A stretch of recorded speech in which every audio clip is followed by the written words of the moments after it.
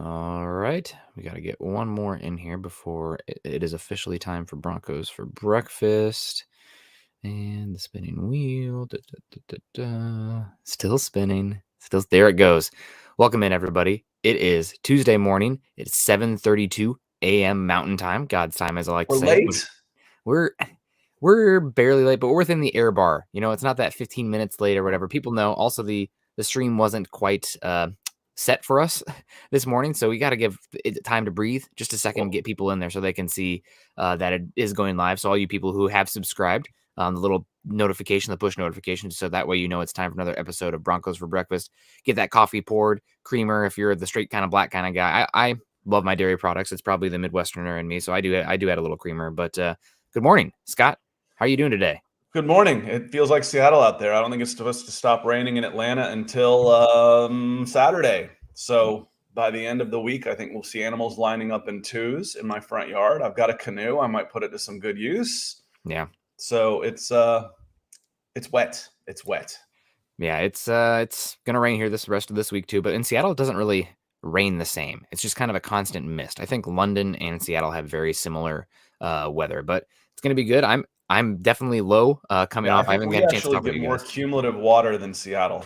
I bet. In Atlanta, we get more inches of rain because when it rains here, it rains. Yeah, for sure. I know that everybody's probably a little bit down with the Broncos game on Sunday, but hopefully we can add a little bit of perspective now that we've had a chance to step away and remove the super emotional reaction from it. And I won't lie to you, I'm still riding a little bit high from the Iowa Hawkeyes beating the absolute pulp out of the Maryland Terrapins this week. So maybe that I've told you guys 100 times. I took off my Bronco fan cap and put on 2 Hawkeye caps at that point. So Hawkeyes versus Penn State this weekend is going to be lit. But let's get into it. Obviously, we're going to talk some Broncos-Ravens today. What went wrong? What happened? Where do we go from here? And Vic Fangio as well. But this is, of course, Broncos for Breakfast. You guys can follow Scott and myself on Twitter, Scott at Scout Kennedy, and myself at Nick Kendell MHH. Also, while you're there, follow us at Huddle Up Pod, as well as at Mile High Huddle. Guys, go to huddleuppod.com to get your swag on. I know that we got Broncos for Breakfast merch in now. I got the mug should be coming here soon. I got my mug ordered over the weekend, so I'll still be drinking out of my Chelsea mug. This was direct from authentic, made in China, but I bought it in London. So it feels more authentic that way when I bought it at the Chelsea fan store. But I'll trade it in. I'm going to use my Broncos for Breakfast mug for sure. We should, I guess, if we have like good streaks going, you got to keep the good mugs going, and then maybe switch it out when the Broncos lose. Don't mess with a winning streak. If I learned anything, it was from Crash Davis. You don't mess with a winning streak. Absolutely. Also, guys, make sure you're following us on Facebook, facebook.com/Mile High Huddle, as well as facebook.com/Mile High Huddle Pod. Guys, if you're joining us on YouTube today, and gals, subscribe, like, and share. And also make sure you're following Scott's channel on YouTube at youtube.com/C/Scott Kennedy. And do you want to tell the people anything about the... Hold on one sec. My Facebook feed wasn't working, so I wasn't able to check out people like Dave coming in and dropping stars already. So I wanted to refresh that. If you see me looking over here, it's because I'm checking out and making sure that I'm not missing y'all coming in with stars and that type of stuff. So Dave, thank you for doing that early. Still loves Locke, even though he's upset. We get it. I speak semi-emoji. I'm semi-literate in emoji speak. So, but I get to that. For sure. And anything new going on as far as the giveaways, star content, sweepstakes, etc. Yeah, it was last night. Mark Johnson won the Justin Simmons jersey. Congrats, Mark. Michael Ranquillo won a consolation prize, I believe. Christy won something on YouTube. And then this month, I don't know what the overall stars number is. I'm not sure if it's been set yet, but it's going to be Patrick Surtain. So it's going to be a Patrick Surtain jersey. I'm glad that Surtain, he left the game with a chest injury. I think we all saw that in the Ravens game, but it sounds like he's going to be fine. So we need him out there, and we should be getting Ronald Darby back this week as well. Looks like the Broncos actually maybe need some secondary help. So as surprising as that sounds. So let's say hello to everybody that's in here right now before we really get going. EJ's in the house. Good morning to you, EJ. EJ says, good morning, Nick and Scott in Broncos country. Obviously want to say hello to Dave again. Thank you so much for the super chat, stars, whatever's going on there. EJ also says, let's beat the Steelers. Big Ben looks old. Yeah, Big Ben. I feel like Big Ben this year is like what we would have seen if Peyton Manning had played one more season. It's like, it was like last year. It's like, this is not going so well. And if Peyton would have come back one more year, that's what we're getting with the 2021 version of Big Ben. Have you watched much Steelers? I know that we kind of had a back and forth in the off season as far as the viability of the Steelers. I just thought Big Ben was bad. Mine was based more on feelings than actual science and data. So my thoughts on the Steelers surround Mike Tomlin, and basically they're always going to be good as long as they've got Mike Tomlin. Obviously, that's not the case, but I'm just a big fan of his, and they've been, they're usually good a lot more than they're bad. And I think they're always a team to respect. And he might be my favorite coach of all time in the NFL. Honestly, I'm a big fan of his. So I like what he's done up there. Good. Yeah, it's going to be a tough game this upcoming Thursday. This coming Sunday. Obviously, we'll get into it more on Thursday. But Broncos, most of the time they take the field, even though they had a down game, I would say, against the Ravens. I would say they're most of the time going to be the best defense on the field. I'm not sure if that's going to be the case in Pittsburgh this week, so that could be interesting, especially given the Broncos' unknowns at the quarterback going into this upcoming game. But in the way the Broncos are dropping like flies, you never know. I mean, it's tough. I don't know if someone's got a John Elway voodoo doll or what. What's someone's got. What's your mascot's name? I don't know your mascot's name, but they're Miles. It's like let's get that thing. Let's start sacrificing stuff. Let's make a call to the gods. This injury stuff's ridiculous, and some of it now is forcible. Some of the stuff we saw this weekend was on the dirty side. Teddy Bridgewater going out, Deontay Spencer going out. Those are illegal hits. Man, that's different than, I landed wrong and twisted my knee. That's not a freak injury. Those were illegal hits that cost you a couple of players on Sunday. Yeah, nope, absolutely. That's college. I mean, at worst, that's a flag. That's in college. Those guys are sitting out this game and part of the next one. Yep. No, that was not a great game overall. The Ravens are obviously a good team. Maybe one of the better ones in the AFC, but we'll see how it plays out. It's just one game. We got, 13 more to go, so we're not going to freak out too much about one loss, but it felt like a bad game. Daryl's in the house. Broncos need to find a new backup quarterback. Daryl, I think your bet is made for this season, so enjoy what you have, or control the controllables there, but we might see Drew Lock this week, and he might have a good game, but we're going to figure out about the quarterback. You might not like Drew Lock, but who really goes in with a competent backup quarterback? It's a starters league, and if the starter goes down, the season is significantly changed for pretty much every team in the NFL.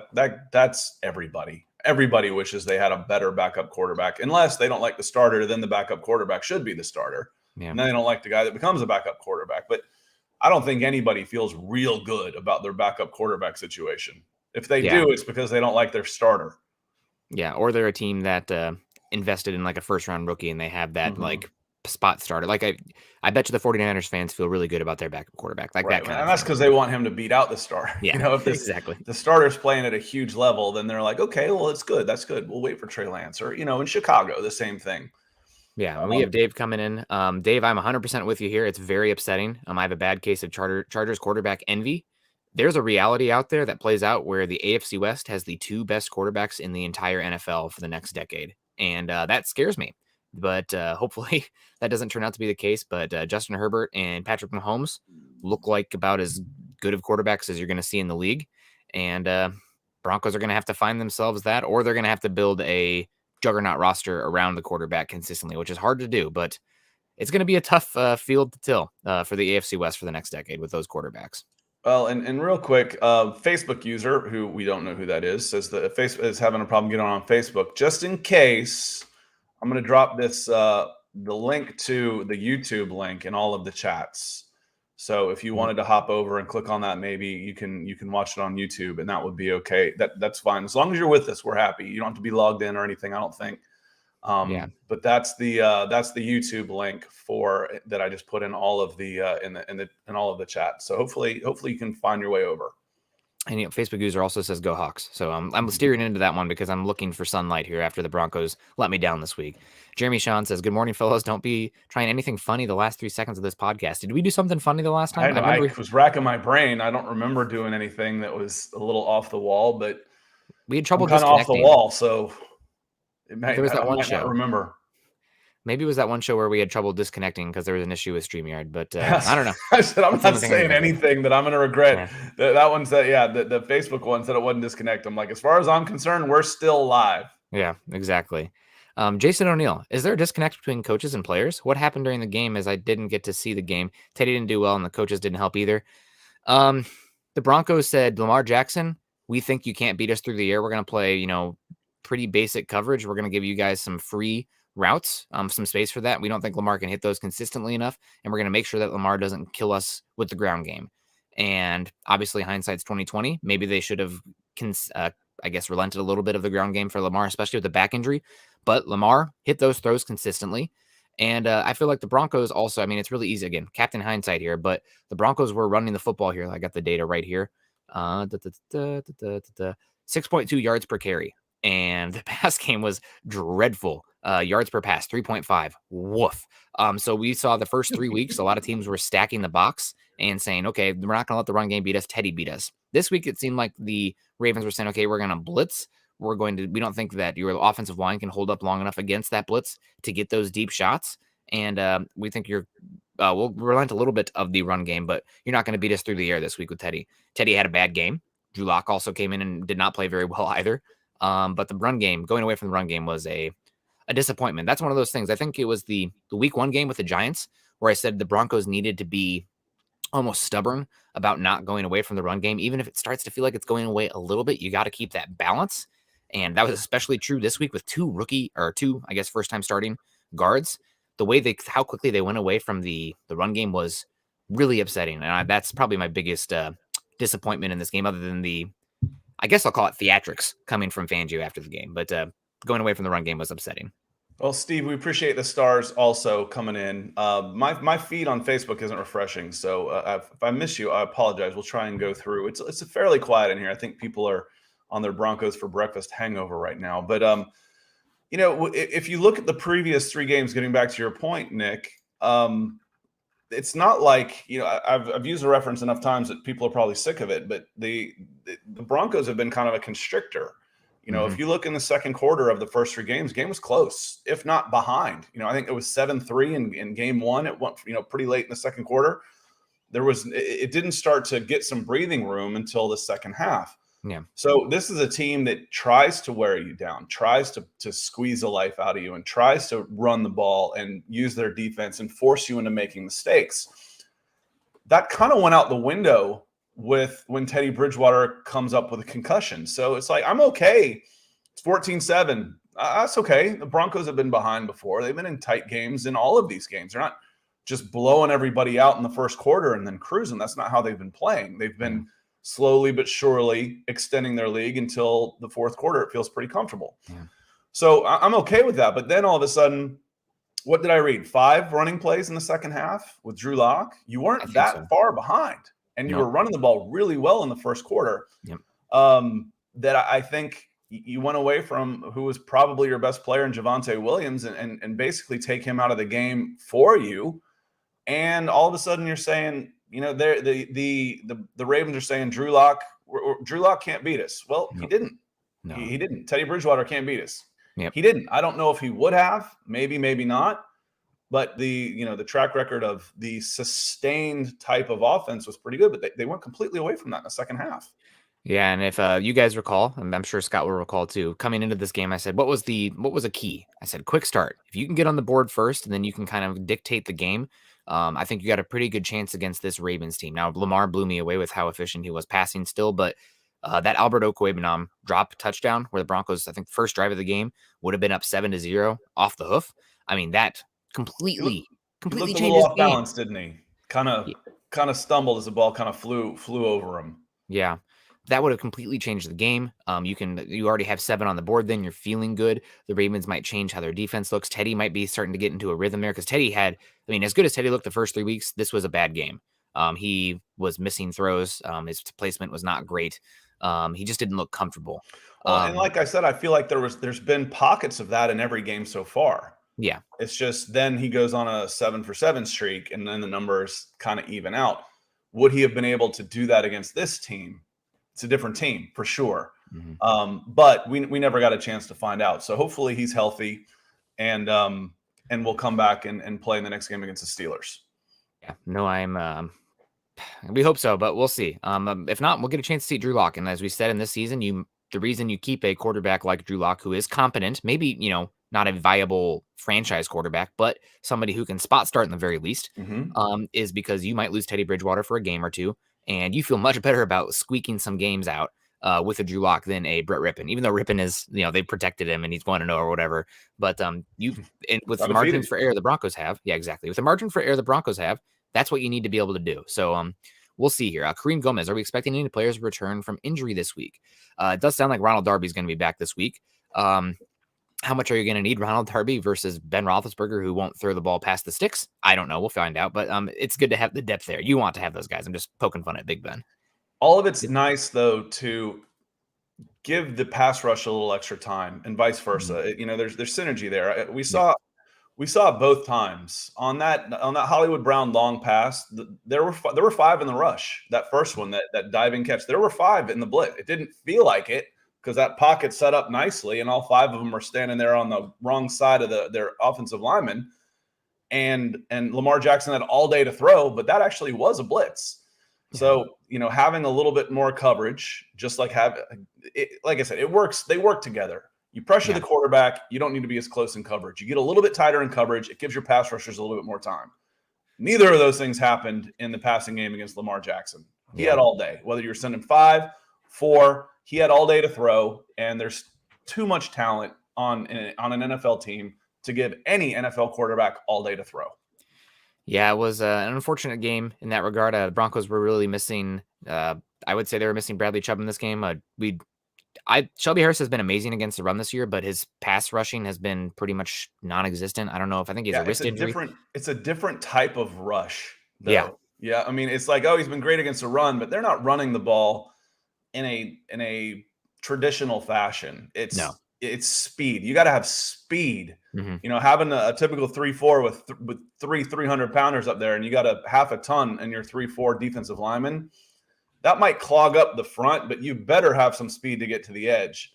And on that Latavius Murray touchdown, Jonathan Cooper ducks inside and turns and runs. Latavius Murray goes right by him. Alexander Johnson's in pursuit, and they didn't have a chance. They did not have the team speed in order to get to the edge. Now, Cooper should have done a better job of making up for his lack of elite speed and setting the edge better. He got sucked in and then tried to mirror his running back on the run option and couldn't catch him. Yeah. But there was a lack of overall team speed in your linebacker position right there that cost you against the Ravens. So yeah, that's something that there was a major disconnect, I would say, last year with the Broncos fans and like what the team is actually built at for linebacker and what the linebackers they'd want could bring. Like people are looking for a Luke Kuechly like coverage backer, and I didn't see that in the class last year. But the Broncos don't really have a sideline to sideline coming downhill sweeper type at the linebacker position either that could really help against a team like the Ravens, where sometimes when that linebacker's wrong, they're still right because they have enough makeup speed to get to that edge. Maybe not against Lamar Jackson when he's healthy still, because he's just but Latavius Murray on a run pass option, you can slow them down enough that your Mike gets a read and he can get to the sideline before he can turn it up, because they had no chance on them. But the Broncos defense, they were outmanned on that play. Yeah, and I want to get to this real quick. Corey Hills, obviously, if you're going to Denver, you got to check out, if you have the means, either Elway's or Shanahan Steakhouses. And I've been to Denver a couple times, and obviously being from Iowa, most of the time I go up to Estes Park and do some mountain things. But in Denver, I always enjoyed going to the Great Divide Brewery and get myself a couple of different versions of the Yeti Stout. So it's good times. Hope you have a good time, Corey. Bama X saying I'm a man and I can admit when I'm wrong. That's a good step. I was wrong about Justin Herbert. A lot of people were. It's all good. We got Luke Holtz. I think we need more solid wide receivers and cornerbacks. Broncos went into the season about as good as they could be at wide receiver and cornerback. It's just the injuries have killed them. So I don't know. It happens sometimes. Django coming in. Sup, guys? I hope we draft a dark horse quarterback next season and fire the coaches that need to be fired. Just one game. I'm pretty disheartened about what we got from Vic Fangio after the game, complaining about the 100 yards from the Ravens when the Broncos also used, I think, 3 timeouts in the last 30 seconds of the game. And I think that's very much a I've been not staunch, but I've defended Vic Fangio pretty consistently in the past. This feels like a deflection for me.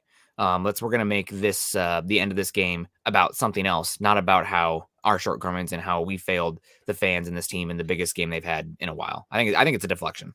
It's petty.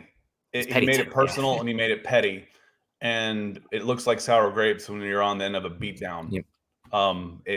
It makes you think that you're just not. It just makes me feel like you're not cut out for this job. Yeah. I mean, that's the way I said that. Who was the Wisconsin coach that came down to Arkansas? Brett Bielema. Brett Bielema.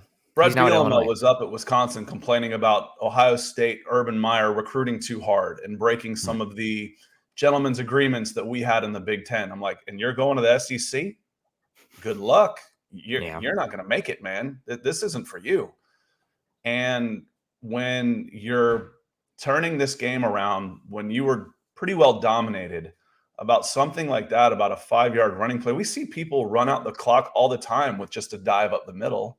I mean, big deal. I thought John Harbaugh handled his press conference extremely well, and I was disappointed. I certainly don't have the emotional attachment and the long running bias of positive or negative feelings against Vic Fangio, but that was not a good look for him at all.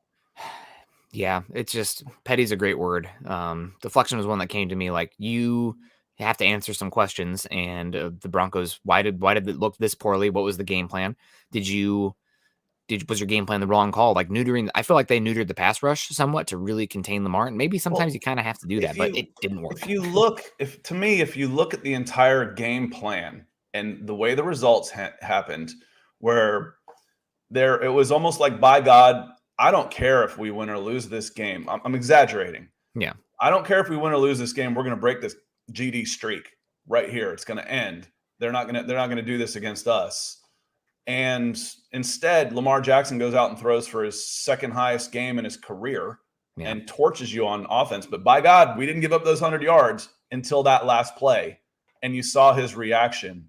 And it was almost like that meant more than the game itself, which is personal, petty. Yeah.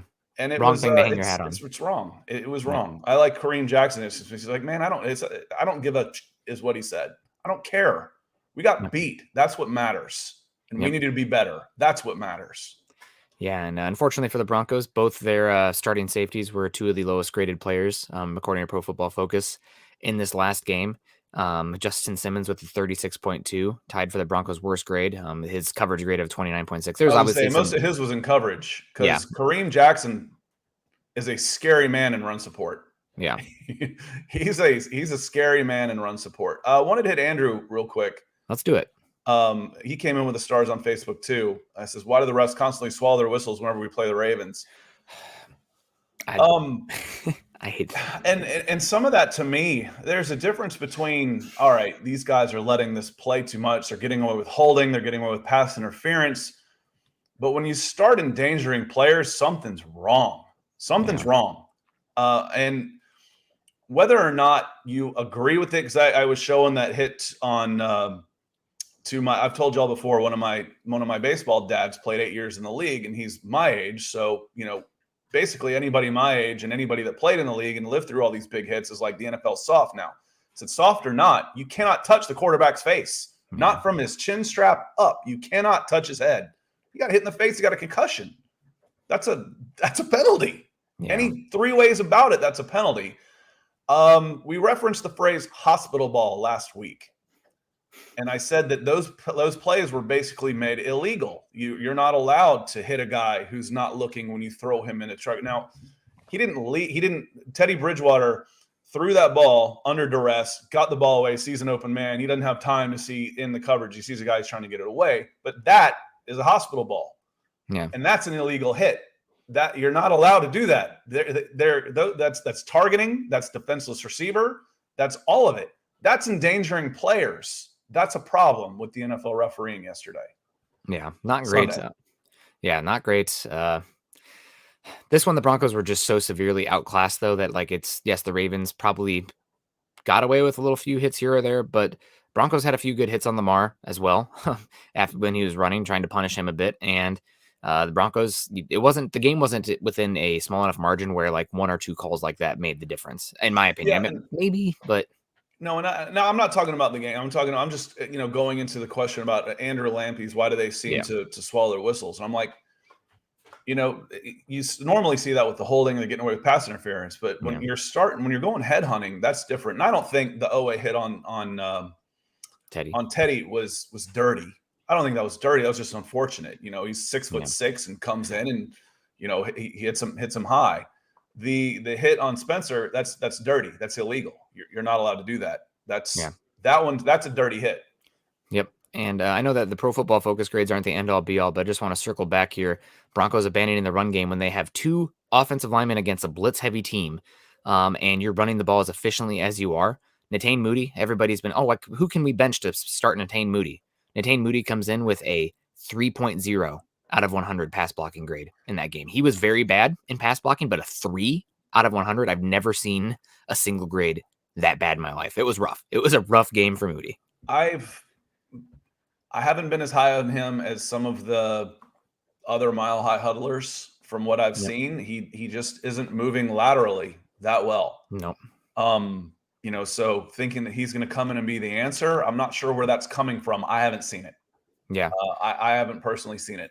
Not saying he doesn't have a bunch of potential, but right now I think he's a liability, and you do not want him as to be starting. Yep. Love to be wrong. Those are the kind of things I like to be wrong about. But that's how I feel right now. A 3 out of 100 is absolutely terrible. Now, Calais Campbell had him, like Calais Campbell's arms are like a whole arm length longer than Moody's. But still, that's concerning. Derek Player coming in. Any update on Chubb?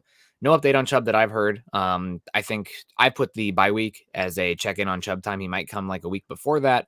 He might come down the stretch here. But the Broncos have one game against the Raiders, 2 games against the Chargers, 2 games against the Chiefs after the bye week. That's when you're going to need Bradley Chubb. And I know that a lot of people are, Malik Reed's a fine edge rusher, but you are taking a step back in what you can do with a Malik Reed to a Bradley Chubb. So hopefully he'll come back and be healthy, and that can really give you a big boost to that defense down the stretch, because the pass rush has been, outside of Von Miller, Draymond Jones and Von Miller have been good. Haven't got it from Shelby. Malik Reed's he's gotten some sacks, but he hasn't been a consistent pressure player. So hopefully it'll get better. Michael coming in here. Michael Ronquillo over on Facebook. Thank you so much, Michael. And I believe the star's here too, because obviously he wants to win some more. Good morning. If not, Michael, you do enough across all the shows that you get us. We're going to call you out whether we can tell or not. And I can't tell. There's not a lot going on Facebook right now, and that's probably a residual effect from the Facebook outage yesterday. We certainly appreciate you being here. So just wanted to say, hey, and congratulations on the medium blue Justin Simmons jersey, I believe, as I was watching the chat last night. So congratulations, man. You deserve it. Yeah, no, I totally agree with you there. Thanks so much, Michael. We got Leroy coming in here saying, I'm sorry, but Coach Fangio doesn't blitz enough for me. No way in the world I would have let Lamar Jackson hang in the pocket and pick us apart. Just tired of this coaching staff. Time for a change. I think I'd take a step back there, Leroy. There's plenty of reasons to get upset with Vic Fangio, but I don't think the good teams don't have to blitz to get pressure. The Goldilocks zone for defense is getting pressure with 4 and being able to drop 7.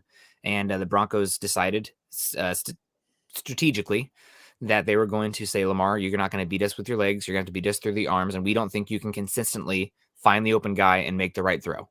They bet wrong. And you saw that start to change down the stretch. Now, is this because the Broncos are so injured on the defense? I mean, you're missing guys literally on every single level of the defense, good starters, maybe. But Lamar puts you in a unique situation from a defensive scheme point that no other quarterback in the NFL does. So I'm willing to give, from a scheme perspective here, the benefit of the doubt to Fangio. And hopefully we'll see better next week against the Steelers. But sometimes, I think you said it too, like the Broncos, maybe they were a better team or whatever, but Lamar was the best player on the field. And sometimes the MVP like that is going to flex. And he had a game like that. So yeah, on Saturday night, we were doing predictions. I said, I think that Denver might be overall better day to day. Not on any given day, any team is better, but on a long enough timeline, I think healthy again, I think Denver might be better than this Baltimore Ravens team. You cannot let Lamar Jackson be the best player on the field. It's not easier said than done. The guy's a superstar. He was the best player on the field, and he beat you. that's going to happen. Yeah, and I feel like, again, the Broncos, they lost this game, but it was only 23-7.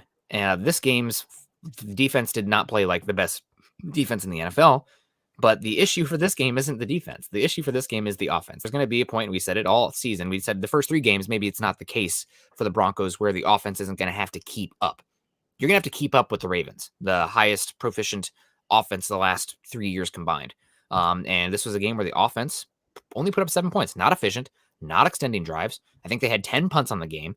The fact that the defense only gave up 23 points is actually pretty surprising. I think they were outs. I think the Ravens also had almost 15 more plays than the Broncos too. So 23 points isn't great, but when you're only putting up 7 and you're that inefficient on offense, it's hard to do anything. It's very much deja vu for what the Broncos teams have been the last few years, where defense is eventually going to wilt because the offense is not getting it done. On our gambling numbers, I had the under. I missed Denver. I said, but I feel good about the under on this one. I had the under by 7 points. You didn't know. Again, you don't know is the red zone problem right now, was it almost designed because there was no urgency, or was it because they're struggling? And when you got 2 new guards on the offensive line, it's going to be even harder to get yourself out of short yardage situation. Now, one of the comments I wanted to touch on that I saw in the chat last night was about screen passes. Now, I absolutely agree that I think they gave up on the run too early. But I watched Denver try and come out with a couple of screen passes, and I watched who's it, Bowers, and then the other edge, Owe, Jason. I'll call him Jason for right now. Owe come in, and they were in the quarterback's face so fast that they couldn't even set up a screen. Yeah. So the athleticism on that front by Baltimore almost negated the screen pass. So maybe you go to a wide receiver screen to some of those big wide receivers, but we saw that. I don't like it on 3rd and 10. Maybe you do that a little early, but I did see a few screen passes, and they got blown up quick because you didn't even have time to set it up because the Baltimore defensive front was so athletic. And I think the guy I compared Owe to was LeBron James. Like, who else is this type of athlete at that size that I can even think of? 6'6", 250 pounds, running in the 4.3s with a 40+ inch vertical and an L cone and shuttle time like a cornerback. He's an absolute freak in nature. And Nick, like I said, I like seeing him go around the edge where he got his first sack. I don't want to see him coming back inside unless you free him up. He's too fast. Maybe a delay stunt.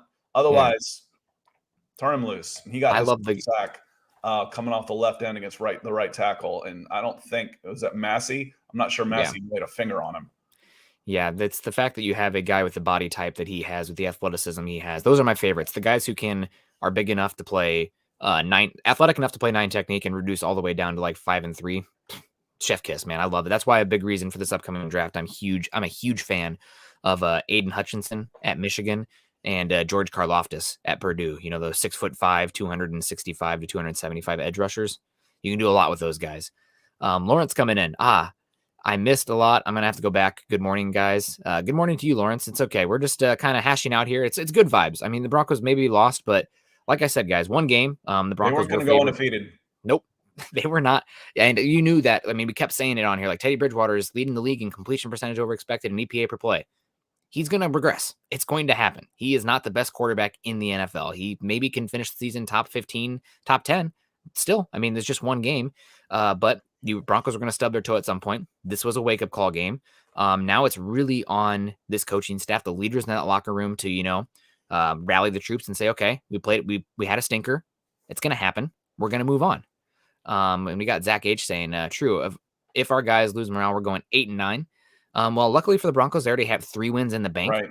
So it'd be pretty hard. That's my point on this. You get that 3-0 cushion. Would you say Denver's at least a 500 team? Should be, right? They should be. You go 500 the rest of the way, you're 10-7. That's playoffs.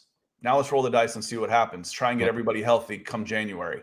But that 3-game cushion, that helps a lot. The basic math on that, 10-7 should be a playoff spot. And, even if you win one extra one, 11-6, where's my head this morning? 11-6 looks really good. So, And I think it may have been Jeremy Shawn that said earlier before he got into a verbal spat with a guy I put in a 5-minute timeout because he was annoying my chat feed here. It's not that you lose, it's how you lose. Yeah. When you're sitting there, when you're mad that everybody's saying they haven't played anybody, wait till they play the Ravens. We're like, all right, we're going to play the Ravens. And the Ravens are the bullies. And they come in and bully you. And basically everybody who says you weren't ready just gets to smile about it again.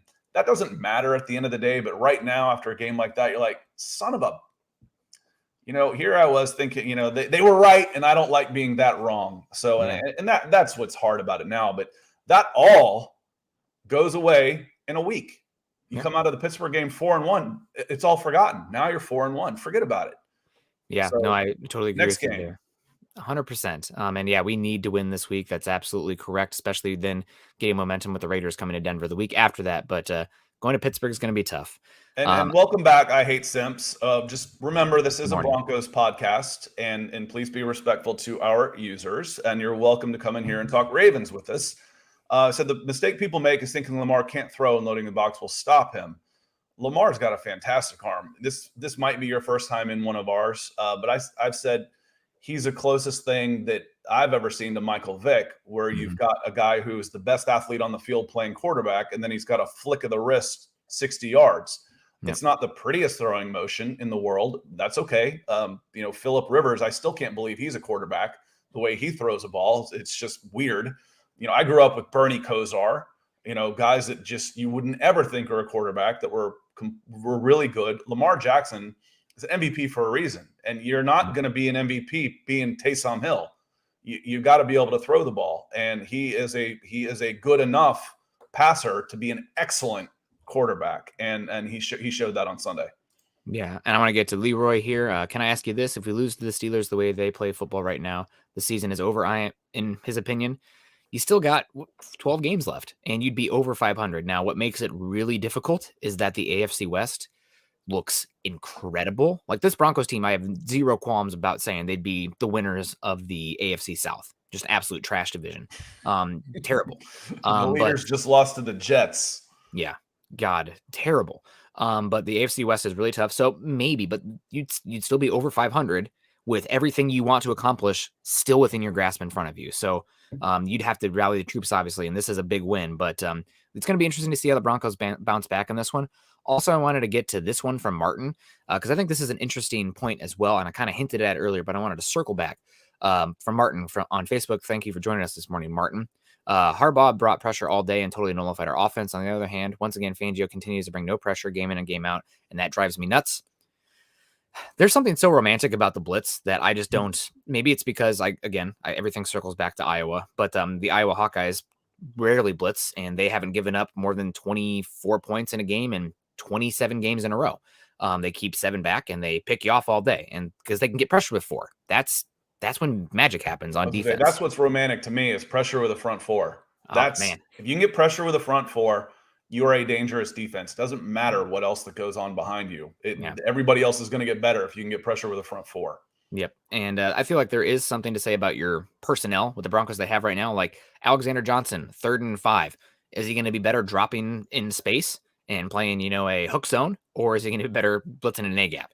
There's something to be said there. But I just think there's different ways to play great defense. And we know what Vic Fangio's scheme is. If you're blitzing, you're not playing as much of the 2 high shells that you see pre-snap. And it's just, the integrity of what you're trying to run there kind of falls apart.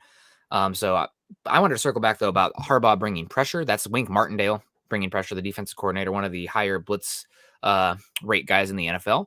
I think we're going to see teams. We saw the first 3 weeks, teams are like, okay, Broncos, we're not going to let them run the ball. We're going to make Teddy beat us. All right, that's fine. This week they said, okay, run the ball. We're going to take away the big plays that Teddy Bridgewater has been getting and get pressure on you with blitzes. Broncos are going to have to figure out something now because now there's a blueprint out there, and you bet your butt that every single defense they're going to go against going forward here is going to say, okay, look how bad they looked when that offensive line was not able to handle the blitz. They weren't able to communicate very well. Now, you're not always going to have 2 essentially first-time starters at the guard position, making it tougher. Also, Teddy's not typically going to be as poor as he was in this game. It was the low game for him. But you're going to see teams definitely come out and try to mimic what the Ravens did And the Broncos and Shermer are going to have to go back to the tape and figure out, okay, what are the answers now? Because now we have more questions given what the Ravens put on tape against this Broncos offense. Well, and to that same extent, I think that, I watched the Detroit Lions have success, but they were getting pressure with their front four and dropping 7 into coverage, and they were just building a net around Lamar. So they were containing him. Mm-hmm. In this case, even if you were containing Lamar, his receivers were getting free. So and catching the ball. I said, you can't game plan around Marquise Brown dropping 3 pretty easy passes. That's not sustainable. And it wasn't. He picked it up and made up for it. So I believe in pressure again, but you've got to be able to set the edges. You almost need pressure up the middle and be able to set the edges in order to contain Lamar. But not getting pressure, even when you're rushing 5 and taking a man out of coverage, that's a recipe for disaster. And Lamar had a great game. He was the best player on the field. You're gonna have a hard time beating the Ravens when Lamar Jackson plays like the best player on the field. Yeah, and again, we're talking a lot about the defense because we have such high expectations for the defense. But this is a game where the defense didn't play amazing, but you're not always going to come out there like the expectations for the best defense in the NFL. Like I think people maybe we're still too close to that 2015 defense, which was historic. And I've said on here a million times, you know how hard it is. There's a reason it's called historic, right? Like it's once in an organizational history that the Broncos had a defense that good. If once, yeah, you're lucky to get them once. Yep, exactly. So that's the issue with expecting a defense that good. At some point, the onus is going to fall on the offense to get it done and answer when the defense wilts. And this was a game where the offense put the defense in a bad situation all around. But the offensive line was bad. The receivers left wanting as well. I mean, Noah Fant with 10 targets, 6 receptions, but only like 40 yards on those 6 catches against 2 Ravens linebackers who had been struggling overall. I mean, you don't want to see that. Albert Okwuegbunam with a drop. The only guys in the offense, I'm really saying, good job too. I will say, I thought Lloyd Cushingberry was good considering the circumstance around him was bad with 2 new guards. I thought he actually was competent, which is as good as I can say about Lloyd through his career so far for Denver. And both running backs were great overall. So I'll say that. And also I wanted to say, somebody mentioned it on here. Caden Stearns looks like the Broncos got a good one in day 3 of the NFL draft. And I know that Kareem Jackson is somebody that a lot of the fans like. He brings a lot of energy. But if the Broncos want to save, $2-3 million this offseason and get younger on the defense, faster on the defense, I think 2022, Caden Stearns looks like the guy who's lining up to be that starting safety opposite Justin Simmons and not Jamar Johnson. So Caden had a great game. Excited to see that, and it's great to get more depth, youth, cost control players on that back end of that defense going forward. I like Duke's question coming here. Why don't we get a bigger D-line that can push the inside? Because those guys are hard to find. Yeah. They're it seems easy enough, and it seems like you've been going against a lot of them. 300-pounders with agility, they get paid a lot of money. Those guys that are doing that are getting pressure from the inside, that can get pressure with a front four, that don't need any help. They're going to be one of your top 3 highest paid players on your team. They're hard to find, and if they're available, they get drafted high. There wasn't one of those guys available. I think Christian Barmore was the highest drafted interior type of guy, and he went. Did he even go first round? I think he went late first. He fell to the second. Yep. So, there wasn't anybody available in this last draft. That's how crazy it is to find. I mean, we take it for granted as football fans, but getting guys between 6 foot and 6'3" that are 300 to 320 pounds that move like middle linebackers, they're pretty rare. And if you've got the chance to take a guy like that in the draft, or someone pops up to you in free agency, or you get lucky, then you keep them. I'll use Grady Jarrett for an example. The old saying in basketball, old saying, was if you're going to miss on a 7-footer. For me, it's almost like if you're going to miss in the draft or free agency, miss on a 300-pounder with good athleticism, or missed on a 4-3 receiver. Let's miss on a guy with speed, but miss on somebody that's got the plus attributes. But those guys are hard to find. They're not. It's not that easy to do just a plug and play. You're lucky you've got a few. The Falcons have one in Grady Jarrett right now. He's still considered undersized. So I appreciate the thought, because I always, Nick and I all go back and forth on this all the time. You get me a good defensive lineman, I'm happy in the second, third, fourth round. Best player available, whatever, in the top. But second, third, fourth round, you get me a good D lineman, I'm happy, because you need a bunch of them, and they're hard to find. Yeah, no, absolutely. And it's really, I almost want to throw this game out from the Broncos defensively because of how difficult it is to scheme against Lamar Jackson with how much window dressing they do and how much that can neuter your pass rush. Schematically, these guys have to stay home and stay disciplined, and that makes it really difficult to get home. So we're going to find out a lot about this Broncos defense, I think, against the Steelers here. This is a good matchup for the defense. The question is, can the offense do enough where they can help out the defense and not be totally overwhelmed? And I will say, guys, we saw, Teddy Bridgewater had a bad game. Drew Lock came in and played worse, slightly worse. And I'm very concerned if Teddy can't go in this game. This is the type of game where you need your quarterback to not lose the game, because the Broncos defense should be able to dictate some.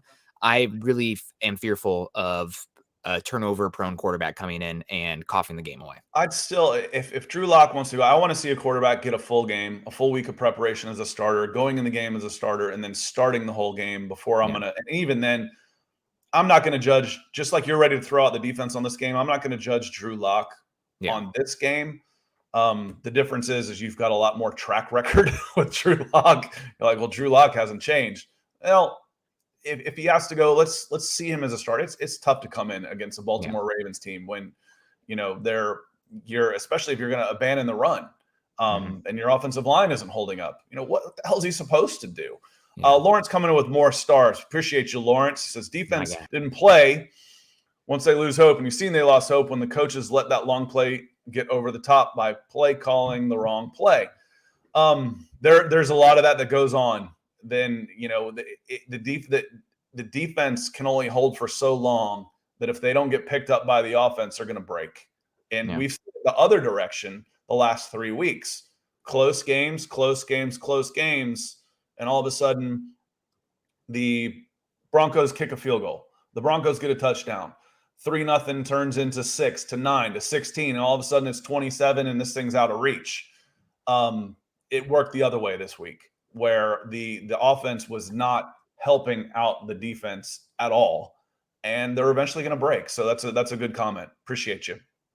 Yeah, and let's get to this from, actually, real quick, I wanted to say, Clayton, always coming in, super supportive, says, smash the like button, guys, and also love the show, guys. Well, thank you so much, Clayton. Hope you're having a good Tuesday and hope the week is treating you well so far. I know it's in the fledgling stage, but hopefully it's a good one for you. Robert Caslow also coming in and saying, is Bridgewater not playing this week? I do not think we are going to find that out until we're closer. Hopefully for Thursday's show, we'll have a better idea. No, and Robert, that's not what I meant. I wasn't making that comment. I was just making that as an outsider watching the Broncos, I'm not going to pass judgment on Drew Lock based on what I saw in the second half of that game. I'll get closer to making an opinion if I were to see him playing a full game with this, and hopefully, getting some of his weapons back, getting some of these players back. And wouldn't it be fun to see at least a 90% team of Denver Broncos? Because right now, what were we down? 8 starters, 8 out of 22. That's about 60%. You're missing 40% of your team. I want to hit some Twitch guys. Twitch guys coming in here. Twitch. Jay Wusu 989. So watching the end of the first half reminds me that Fangio is a defensive coordinator posing as a head coach. There's something to be said to that. There's not a ton of defensive guys. If you look at the balance of who gets the head coaching position, it's probably 3-1 offense. Now, some of the most successful guys in the history of this game were defensive guys, including Bill Belichick. But I don't plan for the anomaly. And there's something to be said for that. And Stoldcombe Tim coming in on Twitch too. More concerning is the way some of the offensive players acted when Locke came on. I didn't see any of that. I'm watching a condensed game. I'm watching just plays. So I was not able to see body language and that type of thing. Some of it, if we're trying to give benefit of the doubt, how about, their concern for Teddy Bridgewater? And it could have been anybody. It could have been a letdown that Teddy's out. And to your point, just put in any name there. More concerning is the way some of the offensive players came on when any backup quarterback came on after Bridgewater came out. It's up to them as professionals to step up and support the guy that's coming in. And it might not have had anything to do with Drew Lock. It might have. Trying to see both sides of that, but I get your point. Yeah, and I want to give a shout out to Zach Phillips here. Let's play a drinking game. Anytime Nick blames Locke, take a drink. Well, careful. I don't want you to get alcohol poisoning or too much caffeine. If you did the flip, did the flip side of that, and we did it with the Mile High Huddle and praising Locke and blaming Drew, good Lord, you'd be blitzed all day long. Yeah, gosh.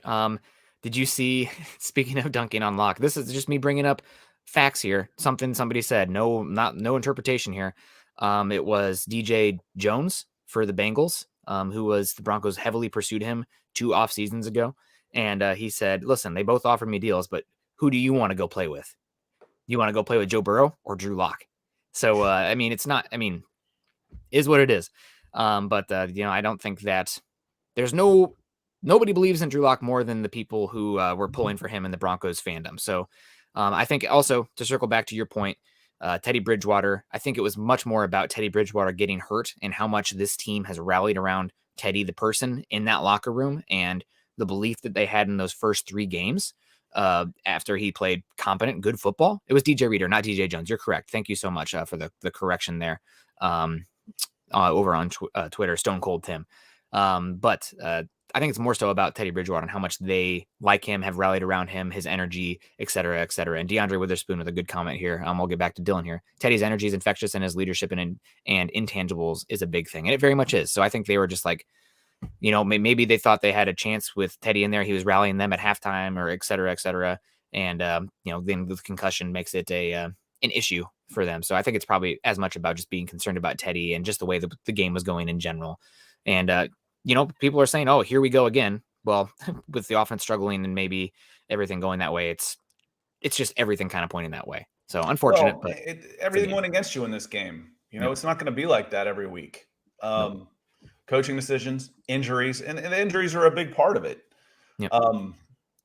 Ronald Darby coming back. It's time to start getting Jerry Jeudy's got to be getting close, right? Yep. Couple weeks, it's time to start getting some of these guys back that aren't on season-ending injuries. Glasgow, hopefully he's going to be back soon because right now he's a better option than Muti at right guard. He just is.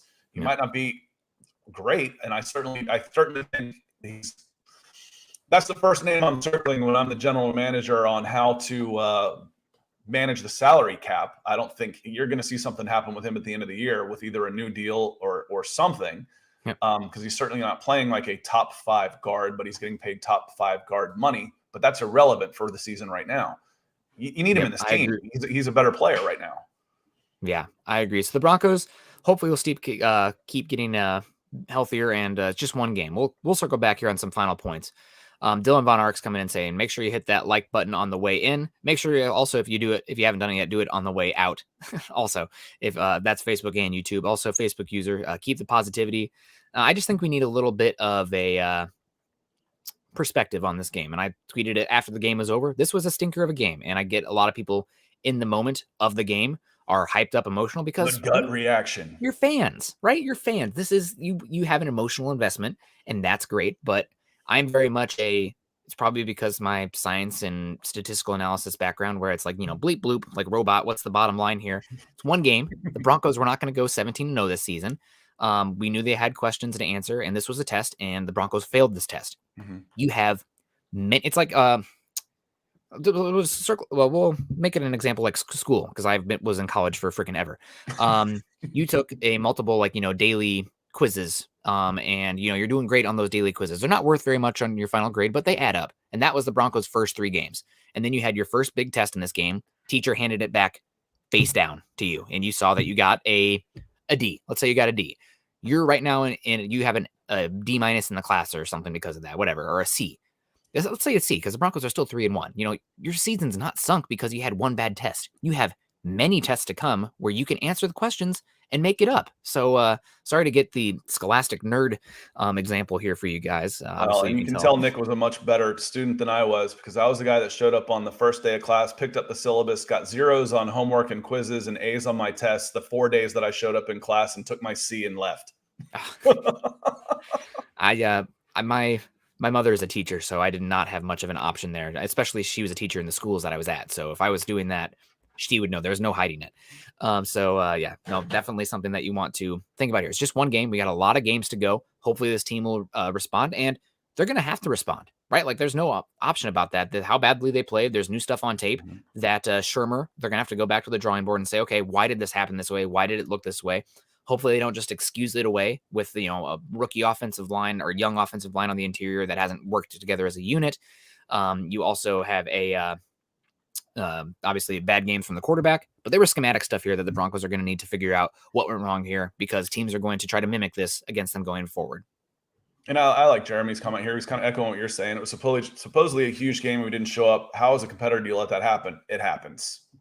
It happens. The momentum goes against you, and the momentum to me is so crazy because you can feel it. You can see it. You see it go back and forth, but you know it's there. It's like the force.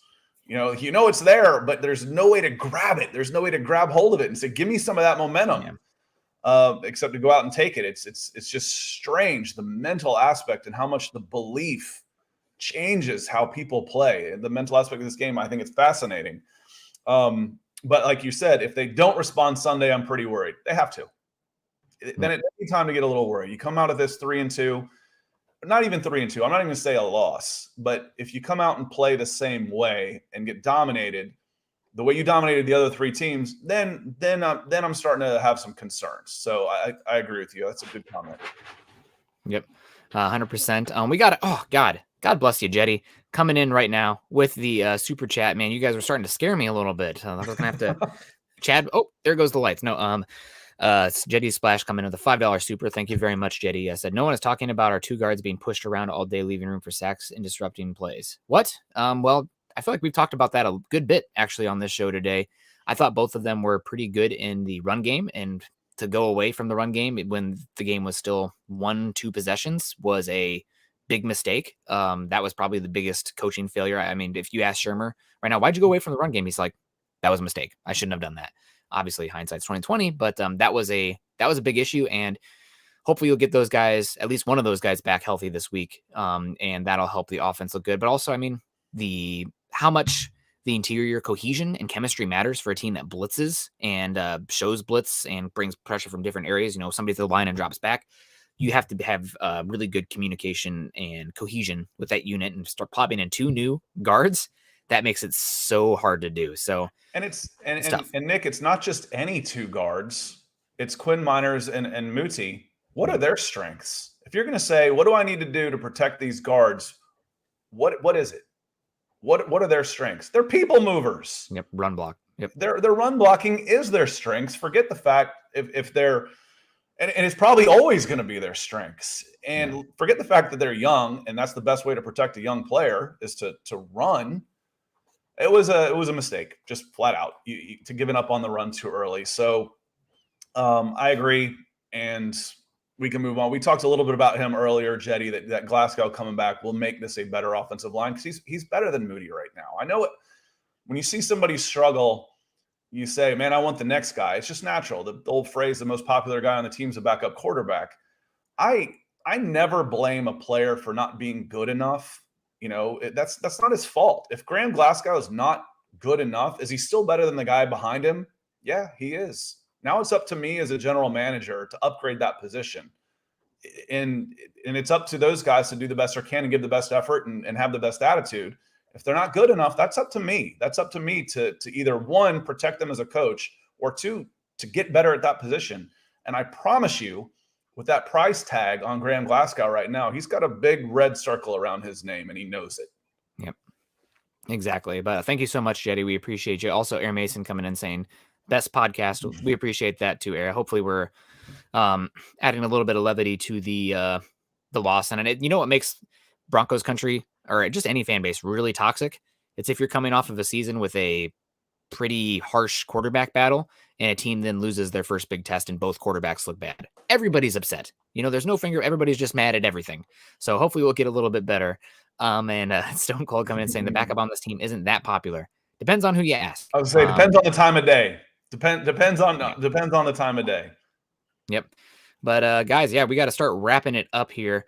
Also, looks like my internet's saying I have one bar now. I don't know what's Yeah, going he just got the ding from his internet saying, "Okay, you've had enough." on. Oh, now 2 bars. We're good. Okay, let's keep but guys, yeah, no, it's one game. Broncos lost. We still have, what is it, 13 more games to go this season. The Broncos are 3-1. They took care of business in those first 3 games. They didn't look pretty in this game. But hopefully you're going to start to see guys getting healthier on here. So You're not going to 13 play. games, 6-7. No, 7-6. Yep. 7-6. 7-6 gets you 10-7. Yep, absolutely. But I think that this was a wake-up call, and unfortunate that how this game felt, similar to years past.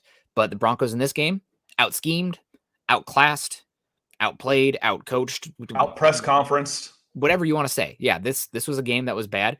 But it was one game against a team that the Ravens, they've always had this in them. They haven't shown this on tape yet this season as far as playing this good. But they showed it in this game. They played to their full potential, especially with Lamar throwing like he did. Sometimes you tip your cap and the other team beats you. This Broncos team was nobody, at least, I mean, people were feeling pretty high after the 3-0 start. But coming into the season, what do we say? Fringe playoff team. Hopefully it gets in. Tough AFC West. We're right in the same spot. And the Broncos took care of business in those first 3 games. You lost to the Ravens. Now you go to Pittsburgh against a team that has the worst offensive line in football, a quarterback who can't throw it past the sticks very often. Can the Broncos offense do enough to not get in the way of the Broncos defense pinning their ears back? We'll see. Nick, we're back on tonight, and I don't think Carl's back yet, so it's probably going to be me again. Sorry. I like the line from 51st Date. Sorry, I'm not better looking. But I'm going to go back, and I want to dig up our archive Broncos for Breakfast where we did our season predictions. Because I'm not sure I had the Broncos even going 3-1 at this point. And this was going to be I think I had a losing record after 7 games. And then the schedule eases up and you start piling on some wins. So again, hindsight's 2020, but 3-1 after the first month of the season. The last one stings a little bit, but as has been said several times today, we need to see a response.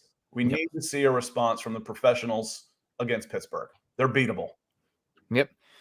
Blood in the water for both teams right now, but let's see who's the better predator on defense. And hopefully the Broncos will be getting a little healthier on that offensive line, will make a difference. And hopefully if the Steelers try to replicate, and they are a very good front 7 team, probably more talented than the Ravens front 7 on their own, not as blitz happy as Ravens, but hopefully the Broncos can get that run game going again and not abandon in this one. But we'll see what happens. But guys, thank you guys so much for joining us today. You guys are amazing. Fallen Sloth saying make sure to drop a like before you go today. Michael Ronquillo coming back in. Great show today on Broncos for Breakfast. Go Broncos. Obviously, we also got Dylan Van Arks saying great conversation. As always, everyone, make sure you hit that like button on the way out. A little bit goes a long way. And thank you for everybody who did the stars and super chats and whatnot, as well as a little bit of a slower day today. I'm going to start doing that when turning off the lights, when start dimming the lights. Yeah, hopefully. But no, we appreciate everybody who came in and did that. Make sure you guys are following Scott and myself on Twitter, Scott at Scout Kennedy and myself at Nick Kendell MHH. Also follow us at Huddle Up Pod and Mile High Huddle. On Facebook, go to facebook.com/Mile High Huddle and facebook.com/Mile High Huddle pod to join the community. Like, subscribe, and share. Oh, my dog jumping around the kennel there. Subscribe, like, and share. If you guys are on YouTube today, and also go over to Scott's channel, youtube.com/C/Scott Kennedy, where we're going to be talking about the Falcons tomorrow and Cordero Patterson's big game for them on my bench in fantasy. Speaking of not knowing how to use your best player. Yeah. 30 points though. And the Falcons. Yeah. Thank you guys so much for joining today. Hopefully the Broncos will get healthier. Hopefully you guys have a good rest of your week and, put that game behind you. If you go the next season, what is it? Now, I know it's a 17 game schedule now, but I think I always enjoyed the mentality of, you cut the season into 4 quarters. Broncos went 3-1 in that first slightly under a quarter. If you do that, if you keep replicating that, or even go 2-2 a couple of these times coming up, you're going to be fine. That's 3-0, 500 the playoff team. Yep. 100%. So, hopefully you'll get better, guys. We had a little bit of bitter reality, but on to the next one. Shout out to Dave coming in here late, saying technical difficulties. Cheers. I need to go get some more coffee because yesterday I took a day off and through hiked the enchantments in Washington, which was 20.5 miles and 5.5K elevation gain. So I am absolutely beat. My legs are dead. I'm actually in a wheelchair. But no, thank you guys so much for joining us today. Love y'all. Scott, what's going on the rest of the day for you? I'm reading Morons. There's no quarter we play three of the 5 NFL's worst teams. So you got to get better. Yep. You dominated those 3. So you got to play better than you did against the Ravens. So I agree. It's not going to get any easier. So get better, get healthy, and do all those things. Today, international break. I hate international breaks. I usually watch soccer in the middle of the day. So I got to figure out what I'm going to do. And with all this rain, probably means I'm going to go hit a treadmill somewhere to get in my work. Maybe it's time for some college tape. Starting to get the draft prospects in line here. And of course, I also heard Liverpool-Manchester City was the best game of the year, so I might watch that one too. The second half of that one. That's what beauty. You might say soccer is boring. Yeah, but it's only boring for like 45 minutes. Yeah. that's 2 minutes of an NBA game, so the clock's running. So it's nice. So we'll see. Sure. I'll probably watch a little Pittsburgh Steelers to get ready and rewatch Ravens, Denver. I want to see Drew Lock a little bit more in case he has to play, because we'll be back tonight. We got a lot more to talk about. Yep, absolutely. Well, we'll see you guys tonight at 6 o'clock Mountain Time. But until then, stay safe. Go Broncos.